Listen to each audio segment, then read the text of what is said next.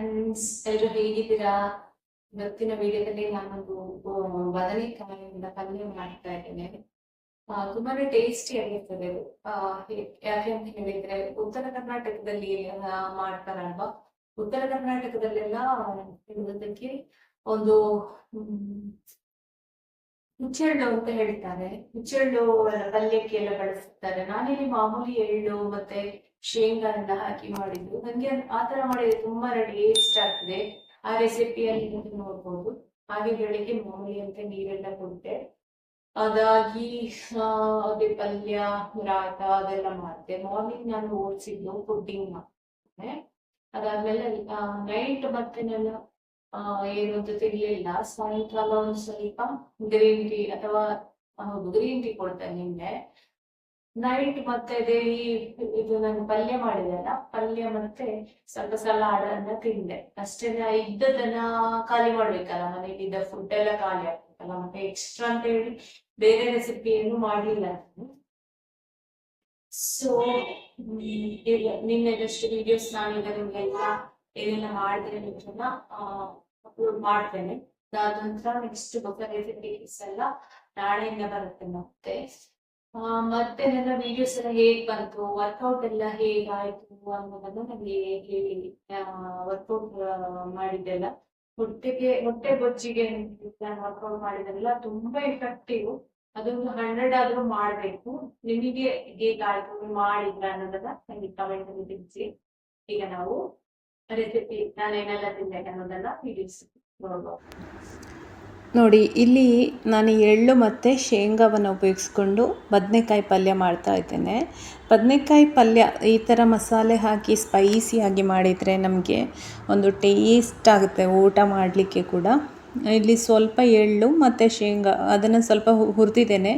ಎಣ್ಣೆ ಅಂತ ಹಾಕ್ಕೊಳ್ಳಿಲ್ಲ, ಹಾಗೇ ಹುರಿದಿದ್ದೇನೆ. ಅದೇ ರೀತಿ ಒಂದು ಕೊಬ್ಬರಿ ತಗೊಂಡಿದ್ದೇನೆ. ಹಾಗೆ ಬದನೆಕಾಯಿಯನ್ನು ನೀರಲ್ಲಿ ಹೆಚ್ಚಿ ಇಟ್ಟಿದ್ದೇನೆ. ಅದಂದರೆ ನಂಜು ಅಂತ ಹೇಳ್ತಾರಲ್ಲ, ಅದನ್ನು ಒಂದು ಸುತ್ತಿ ಬದನೆಕಾಯಿಯನ್ನು ಹೆಚ್ಚಿ ನೀರಲ್ಲಿ ಇಡಬೇಕು.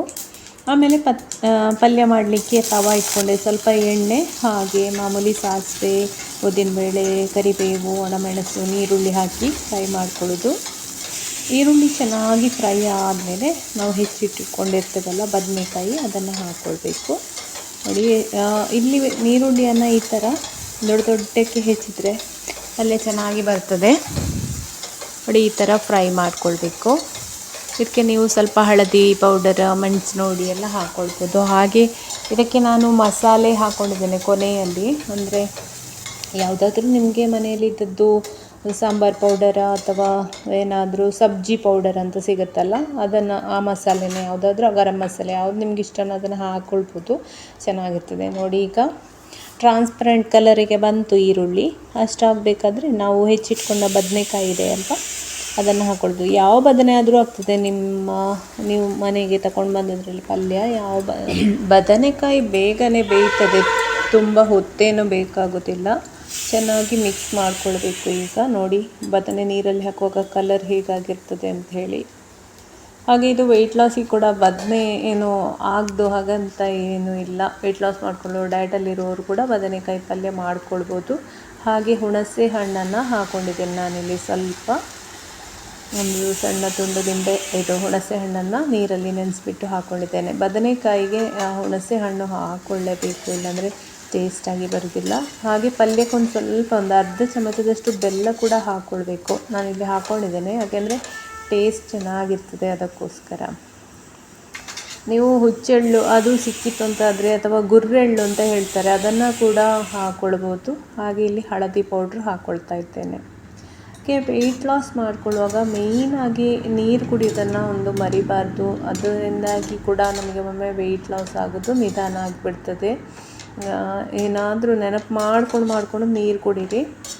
ಹಾಗೆ ಒಂದು ಟೈಮಲ್ಲಿ ನಿಮಗೆ ವೆಯ್ಟ್ ಲಾಸ್ ಆದಮೇಲೆ, ಈಗ ಒಂದು ಟಾರ್ಗೆಟಲ್ಲಿ ಅಂತ ಹೇಳಿದರೆ ಒಮ್ಮೆಗೆ 7 kg ಅಷ್ಟು ಈಗ ನನಗೆ ವೆಯ್ಟ್ ಲಾಸ್ ಆಯ್ತಲ್ಲ. ನೆಕ್ಸ್ಟ್ ನಾನು ಇನ್ನೂ ವೆಯ್ಟ್ ಲಾಸ್ ಆಗಬೇಕು, ಇನ್ನೊಂದು 5 kg ವೆಯ್ಟ್ ಲಾಸ್ ಆಗಬೇಕು ಅಂತ ಹೇಳಿದರೆ, ಇನ್ನು ನನ್ನ ಫುಡ್ ಇದರಲ್ಲಿ ಸ್ವಲ್ಪ ಚೇಂಜಸ್ ನಾನು ಮಾಡ್ಕೊಳ್ಬೇಕಾಗ್ತದೆ. ವರ್ಕೌಟಲ್ಲಿ ಚೇಂಜಸ್ ಮಾಡ್ಕೊಳ್ಬೇಕಾಗ್ತದೆ. ಒಂದೇ ರೀತಿ ಫುಡ್ಡನ್ನು ನಾವು ಡಯಟಲ್ಲಿ, ಈಗ ಡಯಟ್ ಮಾಡ್ತಾ ಇದ್ದೇನೆ ಅಂತ ಹೇಳಿದರು ಒಂದೇ ರೀತಿ ಡಯಟನ್ನು ಮಾಡ್ತಾಯಿದ್ರೆ ನಮ್ಮ ಬಾಡಿ ಆ ಒಂದು ಡಯಟಿಗೆ ಅಡ್ಜಸ್ಟ್ ಆಗಿಬಿಡ್ತದೆ. ಆಗ ವೆಯ್ಟ್ ಲಾಸ್ ಆಗೋದಿಲ್ಲ. ಆಗ ಪುನಃ ನಮ್ಮ ಡಯಟನ್ನು ಚೇಂಜ್ ಮಾಡ್ಕೊಳ್ಬೇಕಾಗತ್ತೆ. ಇಲ್ಲಿ ನಾನು ಶೇಂಗಾ ಬೀಜ ಹಾಗೆ ಎಳ್ಳನ್ನು ಪುಡಿ ಮಾಡಿಕೊಂಡು ಸೇರಿಸಿದೆ. ಹಾಗೆ ಮಸಾಲೆ ಕೂಡ ಹಾಕ್ಕೊಂಡೆ. ಹಾಗೆ ರುಚಿಗೆ ಎಷ್ಟು ಉಪ್ಪು ಬೇಕು ಅದನ್ನು ಹಾಕ್ಕೊಂಡಿದ್ದೇನೆ ಆಲ್ರೆಡಿ. ಆಮೇಲೆ ಒಂದು ಸ್ವಲ್ಪ ಬೆಲ್ಲ ಇದನ್ನು ಕೂಡ ಹಾಕ್ಕೊಂಡಿದ್ದೇನೆ. ಮತ್ತು ನೀವು ಕೊನೆಯಲ್ಲಿ ಕೊತ್ತಂಬರಿ ಸೊಪ್ಪು ಧಾರಾಳವಾಗಿ ಹಾಕ್ಕೊಳ್ಬೋದು. ಹಾಗೆ ಸಬ್ಬಸಿಗೆ ಸೊಪ್ಪು ಅಂತ ಹೇಳ್ತಾರಲ್ಲ ಅದು ಕೂಡ ಹಾಕ್ಕೊಳ್ಬೋದು. ಅದನ್ನು ಹಾಕ್ಕೊಂಡ್ರೆ ಒಂದು ಫ್ಲೇವರ್ ಚೆನ್ನಾಗಿರ್ತದೆ ಆ ಸೊಪ್ಪು ಹಾಕ್ಕೊಂಡ್ರೆ. ಈಗ ಆಲ್ರೆಡಿ ಪಲ್ಯ ಆಯಿತು. ಈ ಥರ ಪಲ್ಯವನ್ನು ನೀವು ಚಪಾತಿಗಾದರೂ ಯೂಸ್ ಮಾಡ್ಕೊಳ್ಬೋದು. ಜೋಳದ ರೊಟ್ಟಿಗೆ ತುಂಬ ಚೆನ್ನಾಗಿರ್ತದೆ ಈ ಥರ ಪಲ್ಯ ಮಾಡಿಕೊಂಡ್ರೆ. ಇದು ತುಂಬ ಟೇಸ್ಟಿ ಆಗ್ತದೆ. ಯಮ್ಮಿ ಟೇಸ್ಟಿ ಈ ಪಲ್ಯ. ಬದನೆಕಾಯಿ ತಿನ್ನೋದವರು ಕೂಡ ಈ ಥರ ನೀವು ಮಾಡಿಕೊಡಿ, ತಿಂತಾರೆ. ತುಂಬಾ ಟೇಸ್ಟ್ ಬರ್ತದೆ. ಶೇಂಗಾ ಅದರಲ್ಲಿ ನಮಗೆ ಪ್ರೋಟೀನ್ ಸಿಗ್ತದೆ. ಹಾಗೆ ಎಳ್ಳಲ್ಲಿ ಕೂಡ ಪ್ರೋಟೀನ್ ಮತ್ತು ನಮಗೆ ಬೇಕಾದಂಥ ಒಳ್ಳೆ ಅಂಶಗಳಿದೆ. ಎಳ್ಳು ಆರೋಗ್ಯಕ್ಕೆ ತುಂಬಾ ಒಳ್ಳೆಯದು, ತಂಪು ಅಂತ ಕೂಡ ಹೇಳ್ತಾರಲ್ವ. ಈಗ ಆಲ್ಮೋಸ್ಟ್ ನಮ್ಮ ಪಲ್ಯ ರೆಡಿ ಆಯಿತು. ನಾನು ಈ ಪಲ್ಯದ ಜೊತೆಗೆ ಬೀಟ್ರೂಟ್ ರಾಯ್ತ ಕೂಡ ಮಾಡ್ಕೊಂಡಿದ್ದೇನೆ. ಈಗ ಕೊನೆಯಲ್ಲಿ ಕೊತ್ತಂಬರಿ ಸೊಪ್ಪು ಮಿಕ್ಸ್ ಮಾಡಿದರೆ ಯಮ್ಮಿ ಆದಂತಹ ಬದನೆಕಾಯಿ ಪಲ್ಯ ರೆಡಿ ಆಯಿತು. ಇಲ್ಲಿ ನಾನು ರಾಯ್ತ ಮಾಡಲಿಕ್ಕೆ ಬೀಟ್ರೂಟನ್ನು ತುರ್ಕೊಂಡು ಯೂಸ್ ಮಾಡ್ಕೊಳ್ತಾ ಇದ್ದೇನೆ. ತುರಿದು ಯೂಸ್ ಮಾಡ್ಕೊಳ್ಳೋದ್ರಿಂದ ಅದು ತುಂಬಾ ಚೆನ್ನಾಗಿರ್ತದೆ ಟೇಸ್ಟ್, ಅದಕ್ಕೋಸ್ಕರ.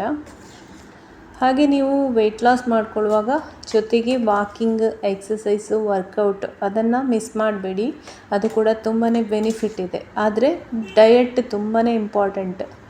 ಡಯಟ್ ಅದಕ್ಕಿಂತ ಎಕ್ಸಸೈಸ್ ಅದು 50-50 ಅಂತ ಸಹ ಹೇಳ್ಬೋದು. ಆದರೆ ಎಕ್ಸಸೈಸಿಗಿಂತ ಕೂಡ ಡಯಟ್ ಮತ್ತೆ ಸಹ ಇಂಪಾರ್ಟೆಂಟ್. ಇಲ್ಲಿ ನಾನೊಂದು ಸ್ವಲ್ಪ ಮೊಸರು ತಗೊಂಡಿದ್ದೇನೆ. ಮೊಸರಿಗೆ ಹಾಗೆ ಉಪ್ಪನ್ನು ಸೇರಿಸ್ಕೊಂಡಿದ್ದೇನೆ. ಆಲ್ರೆಡಿ ಉಪ್ಪು ಹಾಕಿದ್ದೇನೆ. ಇಲ್ಲಿ ನೋಡಿ ಬೀಟ್ರೂಟ್ ಸಣ್ಣ ತುಂಡು ತುರ್ಕೊಂಡಿದ್ದೇನೆ. ತುಂಬ ಆಯ್ತು ಅದುವೇ. ಅದನ್ನು ಈ ಜೀರಾ ಪೌಡರ್ ಮೊಸರಿಗೆ ಸೇರಿಸೋದ್ರಿಂದ ತುಂಬಾ ಟೇಸ್ಟಿಯಾಗಿ ಫ್ಲೇವರ್ಫುಲ್ಲಾಗಿ ಬರ್ತದೆ ಈ ರಾಯ್ತ. ಇದನ್ನು ಅನ್ನಕ್ಕೆ ಸೇರಿಸಿ ತಿನ್ಬೋದು, ಹಾಗೆಯೇ ತಿನ್ಬೋದು. ತುಂಬಾ ಟೇಸ್ಟಿಯಾಗಿರ್ತದೆ. ಹಾಗೆ ಸಲಾಡ್ನ ಬದಲು ನಾನು ಈ ರಾಯ್ತವನ್ನೇ ತಿಂದೆ ಇವತ್ತು. ಸ್ವಲ್ಪ ದಪ್ಪ ಆಯಿತು ಅಂತೇಳಿ ಮತ್ತೊಂಚೂರು ಮೊಸರನ್ನು ಸೇರಿಸ್ಕೊಂಡೆ. ಮೊಸರಲ್ಲಿ ನಮಗೆ ಪ್ರೋಟೀನ್ ಇದೆ. ಹಾಗೆ ನಮ್ಮ ಗಟ್ ಹೆಲ್ತನ್ನು ಇಂಪ್ರೂವ್ ಮಾಡ್ತದೆ ಅದು. ಇಲ್ಲಿ ನೋಡಿ ನಾನು ನಮ್ಮ ಮಾಮೂಲಿ ಕುಚ್ಚಲಕ್ಕಿ ಅನ್ನ, ನನಗೆ ಅದುವೇ ತುಂಬಾ ಇಷ್ಟ. ಹೊಟ್ಟೆಗೆ ಕೂಡ ತುಂಬ ಚೆನ್ನಾಗಿರ್ತದೆ. ಹಾಗೆ ಸ್ವಲ್ಪ ರಾಯ್ತ ಹಾಕ್ಕೊಂಡೆ. ಅದರ ಜೊತೆಗೆ ಬದನೆಕಾಯಿ ಪಲ್ಯ ನೋಡಿ ಸ್ವಲ್ಪ ಜಾಸ್ತಿನೇ ಹಾಕ್ಕೊಂಡೆ. ಅನ್ನ ಸ್ವಲ್ಪ. ಇದು ನನ್ನ ಮಧ್ಯಾಹ್ನದ ಊಟ ಆಗಿತ್ತು. ಫ್ರೆಂಡ್ಸ್, ನಿಮಗೆ ಈ ವಿಡಿಯೋ ಇಷ್ಟ ಆದರೆ ಖಂಡಿತ ಲೈಕ್ ಮಾಡಿ. ಹಾಗೆ ಈ ಚಾನಲನ್ನು ನೀವು ಫಸ್ಟ್ ಟೈಮ್ ನೋಡೋದಂತಾದರೆ ಸಬ್ಸ್ಕ್ರೈಬ್ ಆಗೋದನ್ನು ಮರಿಬೇಡಿ. ಹೀಗೇ ರುಚಿಯಾದ ರೆಸಿಪಿ ಹಾಗೆ ಡಯಟ್ ಟಿಪ್ಸ್ ಜೊತೆ, ಡಯಟ್ ವರ್ಕೌಟ್ ಜೊತೆ ನಾನು ಮತ್ತೆ ಬರ್ತೇನೆ. ಅಲ್ಲಿಯವರೆಗೆ ನಮಸ್ಕಾರ. Bye. Take care. Thank you.